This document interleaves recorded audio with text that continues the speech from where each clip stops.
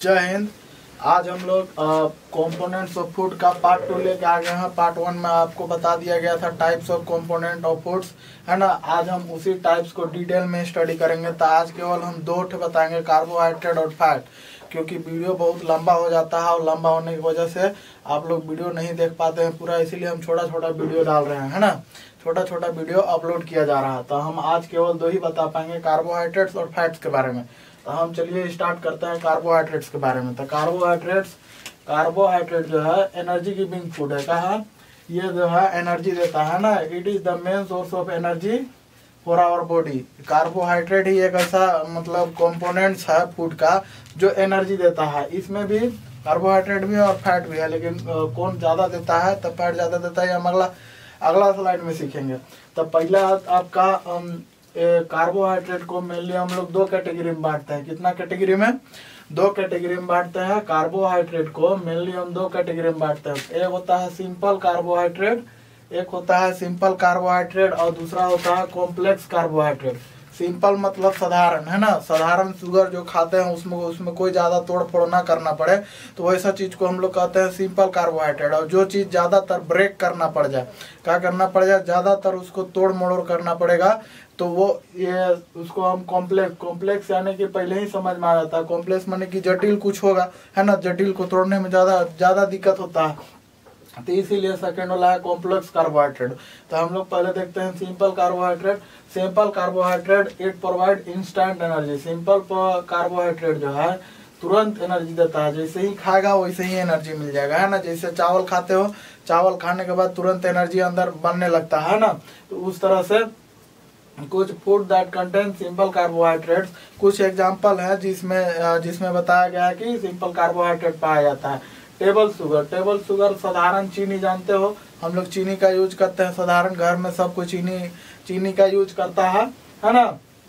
इसके बाद है हनी में भी सिंपल कार्बोहाइड्रेट रहता है, उसको ज्यादा तोड़ मोड़ ज्यादा मतलब दिक्कत नहीं उसमें। मिल्क में भी सिंपल कार्बोहाइड्रेट रहता है ना। योगर्ट्स में दही में भी सिंपल कार्बोहाइड्रेट रहता है। चॉकलेट्स सब चीज ये खाने वाला चीज है, सब कोई खाता है लगभग। भारत में 90% लोगों जो 90% पॉपुलेशन है भारत का, 90% लोग दही चॉकलेट ये सब खाता ही होगा। फ्रूट्स सब कोई खाता है कि नहीं, उसमें भी सिंपल कार्बोहाइड्रेट पाया जाता है। और फ्रूट जूस मतलब फ्रूट का जूस बना के पीता है ना, उसका लिक्विड फॉर्म में बना के उसको पीता है, तो उसी को फ्रूट जूस कहते हैं। इसके बाद है जाम। आजकल तो रोटी ज्यादातर जो है, चपाती जो है, आदमी जाम से अति करके उसको दोनों साइड मिला लेता है, इसके बाद खा जाता है कि नहीं। जाम्स पहले हम लोग क्या करते थे, हम लोग का मम्मी जब छोटा थे हम लोग का मम्मी जो थी जैसे साग बनता था तो साग को क्या करते थे, पूरा लगा के रोटी में लपेट के दे देते थे, हम लोग घूम के खा जाते थे। अब लेकिन कहाँ से खाता है, जाम लगा के दे दिया जाता है। अगला है बिस्किट में भी सिंपल कार्बोहाइड्रेट रहता है ना। अगर यहाँ तक समझ में आ गया हो तो इसको वीडियो पॉज करके स्क्रीनशॉट ले लीजिए। अगला हम लोग समझेंगे कॉम्प्लेक्स कार्बोहाइड्रेट। सेकंड है कॉम्प्लेक्स कार्बोहाइड्रेट। का है कॉम्प्लेक्स कार्बोहाइड्रेट को हम स्टार्च के नाम से भी जानते हैं, है ना। सिंपल कार्बोहाइड्रेट को हम लोग शुगर के नाम से जानते थे, और उसी तरह से कॉम्प्लेक्स कार्बोहाइड्रेट को हम स्टार्च के नाम से जानते हैं। किसके नाम से? स्टार्च के नाम से जानते हैं। जो ज्यादातर कहाँ स्टोर रहता है, प्लांट में स्टोर रहता है ना, एनर्जी के फॉर्म में plant in the form of starch. Plant में स्टोर रहता है in the form of starch. किसके फॉर्म में रहता है? स्टार्च के फॉर्म में रहता है, पौधों सब में पाया जाता है ना। It have higher nutrition value than the simple carbohydrate. इसका जो है पोषण जो है, इसका पोषण ज्यादा है, न्यूट्रिशियल वैल्यू है ना, इसमें ज्यादा पोषण पाया जाता है कार्बोहाइड्रेट के मुकाबले। सिंपल कार्बोहाइड्रेट के मुकाबले जो कॉम्प्लेक्स कार्बोहाइड्रेट में ज्यादातर का पाया, ज्यादा न्यूट्रिशनल वैल्यू पाया जाता है ना। किसमें? कॉम्प्लेक्स कार्बोहाइड्रेट में। इट इज कन्वर्टेड इनटू ये जो है जब डाइजेशन होने लगता है, खाना जब पचने लगता है, खाना जब डाइजेस्ट होने लगता है, तब ये क्या होता है, सिंपल कार्बोहाइड्रेट में बदला जाता है ना। इसको सिंपल कार्बोहाइड्रेट में कन्वर्ट कर दिया जाता है। किस समय? डाइजेशन के समय, जब पाचन क्रिया चालू हो जाता है, तब ये जो है कॉम्प्लेक्स कार्बोहाइड्रेट को सिंपल कार्बोहाइड्रेट में बदल दिया जाता है। ये food that contain complex carbohydrate includes, ऐसे कौन से भोजन है जिसमें कॉम्प्लेक्स कार्बोहाइड्रेट पाया जाता है? तो वैसा है हमारा पोटैटो, आलू में पाया जाता है, स्वीट पोटैटो में पाया जाता है ना। स्वीट पोटैटो मतलब हो गया शकरकंद। के बाद है स्पिंच मतलब होता है पालक साग। ब्रोंकली मतलब होता है हरा वाला फूल गोभी। बीन देखो क्या है, वो बरबट्टी तरी रहता है, छोटा साइज रहता है। और इधर होल ग्रेन्स, जितना भी ग्रेन्स में आता है, मकई, धान, गेहूं, सब में क्या पाया जाता है? कॉम्प्लेक्स कार्बोहाइड्रेट पाया जाता है। और अदर वेजिटेबल्स, और भी तरह तरह का वेजिटेबल्स रहता है, में पाया जाता है हमारा कॉम्प्लेक्स कार्बोहाइड्रेट, है ना। इधर कुछ नोट करने वाले चीजें याद करने वाला है, बहुत ही इंपॉर्टेंट है ना। एक्सेस इनटेक्स ऑफ शुगर, अगर ज्यादा हम शुगर और स्टार्च खाते हैं, ज्यादा शुगर और कैन रिजल्ट और डिसीज क्या कर सकता है? ज्यादा अगर एक्सेस मात्रा में किसी भी चीज को, हम पहले दिन से ही बता रहे हैं कि अगर किसी को भी अगर एक्सेस हो गया, लिमिट से ज्यादा का बीमारी उत्पन्न बीमारी उत्पन्न होगा।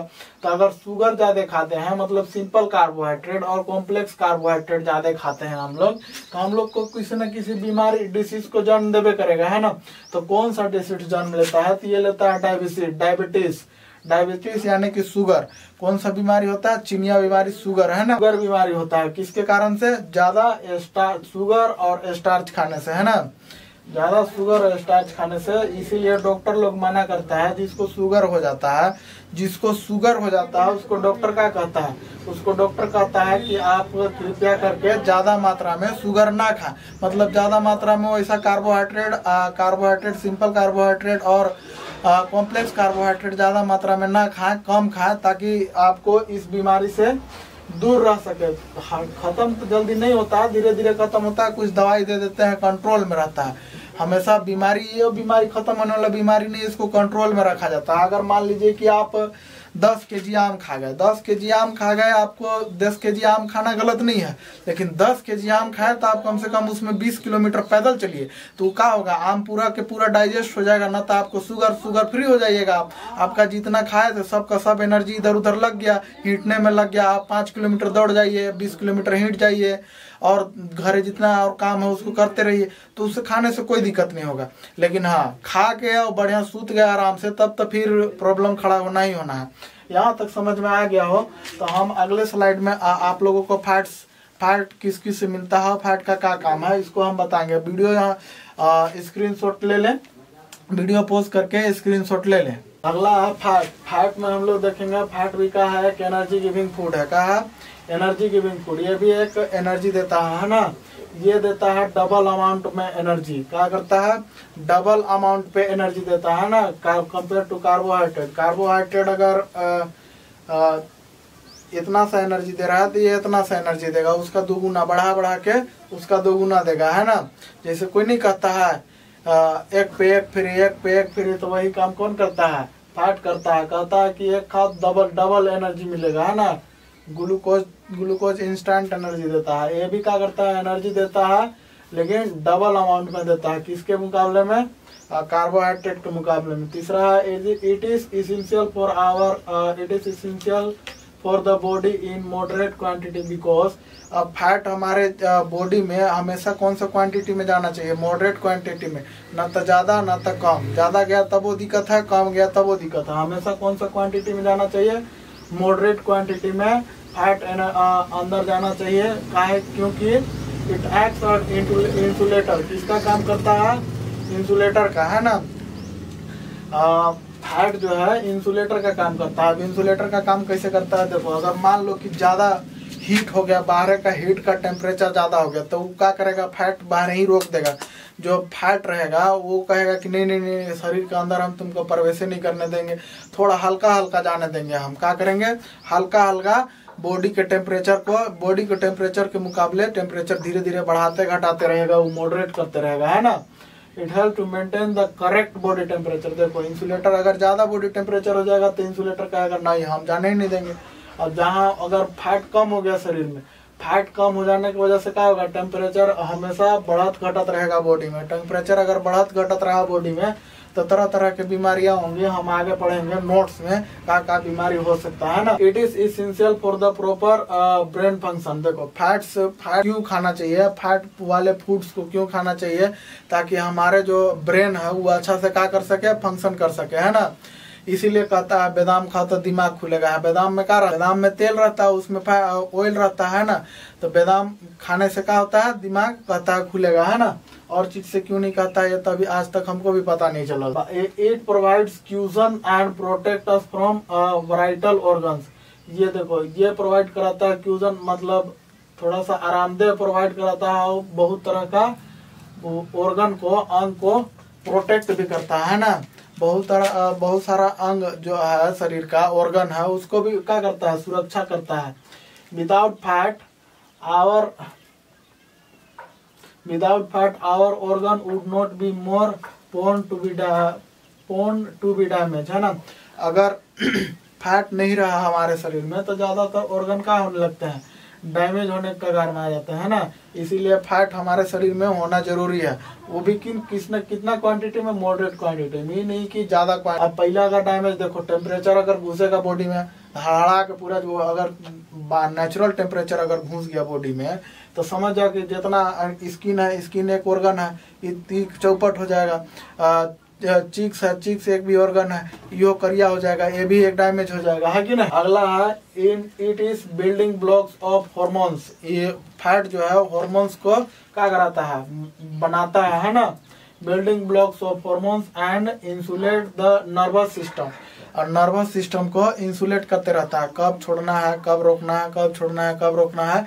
ये नर्वस सिस्टम जितना नस वाला जो है, हम अलग से एक नर्वस सिस्टम का टॉपिक कवर करा देंगे। 2 टॉपिक कवर कराना है, मतलब पूरा बायोलॉजी का जितना भी टॉपिक है सबको बारी बारी कवर कराया जाएगा। अभी क्लास 6 पढ़ा रहे हैं, क्लास 7 पढ़ाएंगे, इसके बाद अलग अलग से टॉपिक जो इम्पोर्टेंट है एग्जाम पॉइंट ऑफ व्यू से, उसको अलग से कवर कराया जाएगा, है ना।